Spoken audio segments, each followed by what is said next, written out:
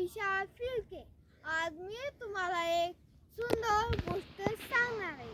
त्या गोष्टीचं नाव आहे हिलकणीचा बुलूस.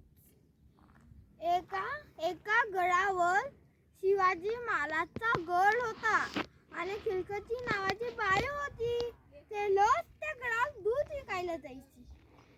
आणि एक दिवशी तिला एवढा दूध विकायला उशीर झाला ना की तोपर्यंत ती वापस परत निघून लागली की दरवाजा बंदच झाला.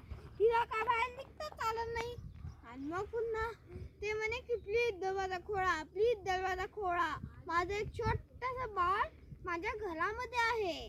तर ते म्हणते नाही, म्हणते आम्ही आता आमचा गड तोडू नाही शकत म्हणते. आता हे गेट शिवाजी महाराजच्या यांनी बंद झालेलं आहे म्हणते. तर मग तिनं लय घाबरते आणि मग तिने इकडे तिकडे शोधायला लागते की कुठे जागा भेटते का, पण तिला कुठंच जागा भेटत नाही.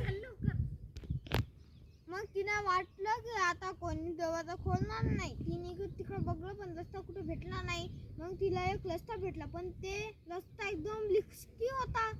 मग पुन्हा ते म्हणे की नाही म्हणे मी इथून उतरला म्हणजे उतरला. मग तिनं कसं तरी उतरली, एक साथ धरून तिनं खाली जशी उतरली की मग तिनं जशी खाली उतरली की डोली तुटली. इकडं तिकडं घासत पडत पाठीचं अंगाचं रक्त निघालं.